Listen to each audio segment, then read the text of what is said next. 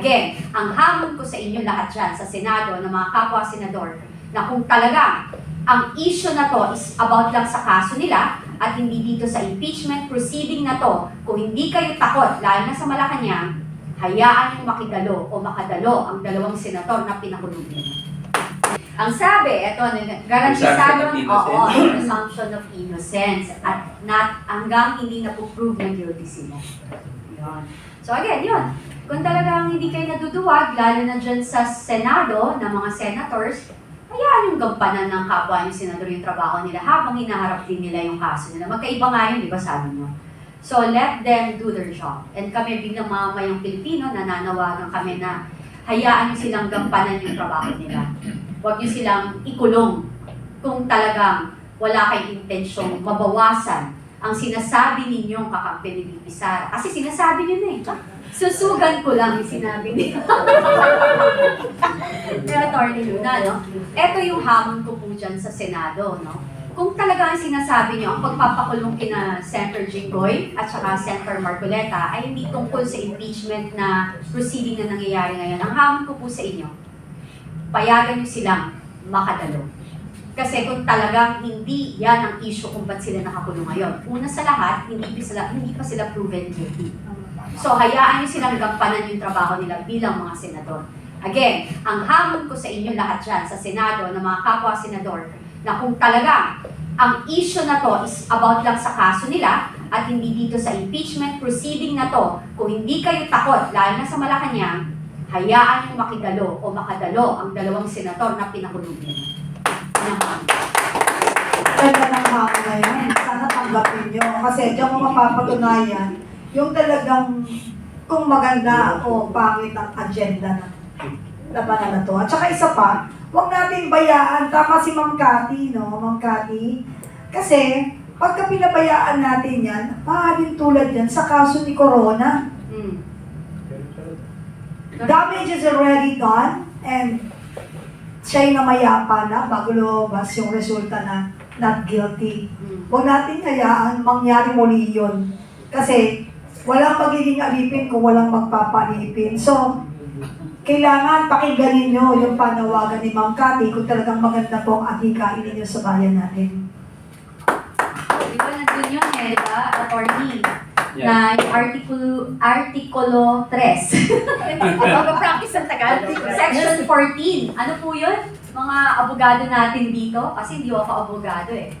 Ang sabi, ito, garantisadong presumption of innocence at not hanggang hindi na prove na guilty sila. Yun. So again, yun. Kung talagang hindi kayo naduduwag, lalo na dyan sa Senado ng mga senators, hayaan yung gampanan ng kapwa yung senador yung trabaho nila habang hinaharap din nila yung kaso nila. Magkaiba nga yun, di ba sabi nyo? So let them do their job. And kami bilang mamamayang Pilipino, nananawagan kami na hayaan nyo silang gampanan yung trabaho nila. Huwag nyo silang ikulong kung talagang wala kayong intensyong mabawasan ang sinasabi ninyong kakampi ni VP Sara. Kasi sinasabi nyo na eh, di ba? So, kung may mga iba dyan na nagsasalita na kakampi, eh di ibig sabihin, halata na talagang sinadya nyo yung pagpapakulong sa kanila. Di ba? Kung hindi naman kayo naduduwag talaga at hindi ganun ang intensyon nyo, sama-sama nyo sulatan, buong Senado, pumirma kayo, paten nyo, di ba? Saka dito, no, this is a first in our history, no. So, yung request ni Senator Alan is reasonable. And I believe that the Sandigan Bayan, in the exercise of sound discretion, might allow it. Kasi ang taong bayan dito may stake. Ang impeachment kasi is not just a legal process or judicial process, it's also political. So meron po tayong karapatan na manawagan, even to the court, na payagan yung dalawa. Because they were elected into office. And they will be performing a constitutional duty na hindi pwedeng i-deprive sa kanila. So it has a higher call, no? Kumpara sa ordinary lawmaking duty nila. Kaya sa tingin ko, the Sandigan Bayan will exercise some discretion and might allow it in the interest of justice, the rule of law, and also for the national interest. Kasi nakatutok tayo lahat sa impeachment. Although I believe that dapat ang tutukan din natin yung flood control. Pero, may laro sila dito. They are trying to project a narrative. Kaya siguro takot sila, medyo allergic yung mga ibang senador na nandyan si Senator Marcoleta because he's really fighting for the continuation of the investigation into the flood control scam. So, yan ang nakikita ko. Pero kung wala naman silang ibang agenda at in good faith ang lahat ng senator judges, then they should sign or approve the resolution na minog ni Senator Alan Cayetano para payagan yung dalawa. Mas maganda yan para sa bansa natin. Ayan, ang ganda ng challenge. Oo, di ba? So, panawagan ito sa lahat ng mga senador. Issue a resolution na dapat payagan yung dalawa na maging judge, no?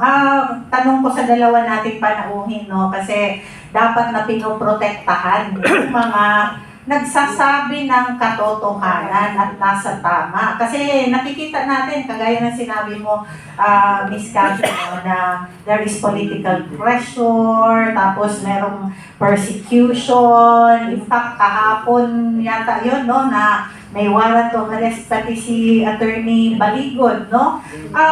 Itong kasi ano ang pwede nating gawin, no, para sa inyo?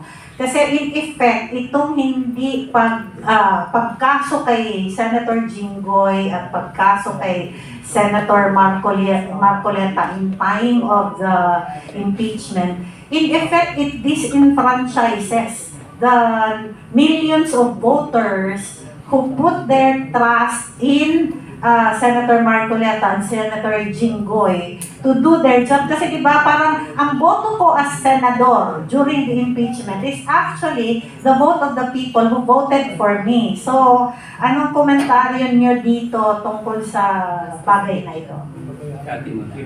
Ikaw muna, ikaw na. Na-disenfranchise na. Actually, pag hindi payagan, we can move into that issue and say na bakit hindi ba sila karapat-dapat, hindi ba trabaho nila yan dahil hinalal sila. It's short of saying that we are depriving those who voted for them. Kung hindi natin papayagan sila sumali dyan sa very important impeachment trial. Although ako personally, hindi ako naniniwala na valid yung impeachment proceeding. Alam niyo kung bakit? One, yung presiding officer dapat ang Senate President. That's one. It's a constitutional issue na pending ngayon sa Korte Suprema. Second, masyado namang walang kwenta, walang kakwenta-kwenta yung articles of impeachment.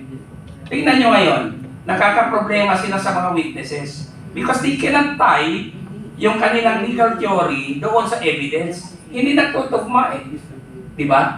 For example, yung sinasabi nilang may hired assassin. Hindi nila na-establish yan. What they have is a mere opinion.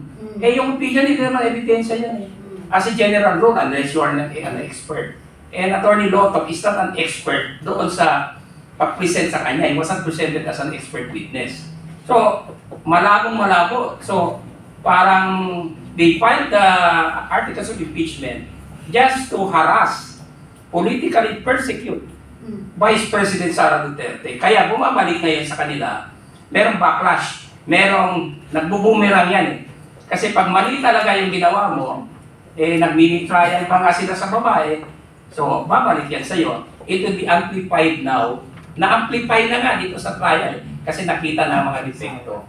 So, I subscribe to the view of Astra na dapat yung challenge sa mga senador, well, which I issued also a challenge with Cathy Binat also, suportahan ang resolution na payagan yung dalawa na sumali sa impeachment trial. Ako naman, maiksi lang. Kung hindi politika, payagan nyo. Pag di nyo pinayagan, duwag kayo. Nakontek sa kanila. Ganun na kasi. Diba? Ibig sabihin talagang duwag kayo. Yun yung pinaka-reason ba't yung pinakulan. Yun lang. Yun lang ako. Tapos yun nga, tama ka din doon, attorney, no? Saan ka nakakita na sinasabi ng mga expert na nag-investiga sila thoroughly, na pag tinignan mo, hindi nila binabasa talaga yung kanilang, hindi nila nabasa yung kanilang mismong affidavit. Plus the fact, yung isa pa, ang daming typo, error. Saan ka nakakita nun na nagbigay ka ng affidavit, supposedly you're reading it, it's a case na high case, mataas to, high stake to, kasi si Presidente yung gusto mong i-impeach. At kasuhan. Pero ang daming typo error. Saan naman tayo nakakita ng mga expert na hindi nagbabasa properly? For example, yung kanyang designation, alam naman natin na she was Secretary of Education. Bakit nilagay doon ng NBI, Secretary of Justice? To me, that is not a typographical error. It's a blunder. And given the reputation of the NBI, yung mga ganyang pagkakamali, hindi yan dapat nangyayari. Masyadong minadali, parang just for the sake of having an investigation report, hindi na pinag-aralan mabuti. And they are not reading their own affidavit. Hindi nila kabisado yung kanilang ginawa. So the inconsistencies are really very big. Hindi ito minor mga inconsistencies nila, pagkakamali.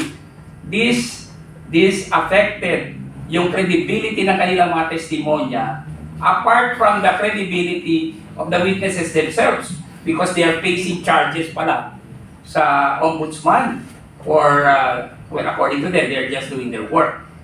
Diba? Pero kaso ay kaso. Kaya that will affect their credibility. At tama si Senator Padilla in questioning Attorney Lontok. Lotok or Lontok? Lotok. Tapos ini-evade pa niya. Iniiwasan niya sagutin na pwede naman niya sagutin with a yes or no. At saka,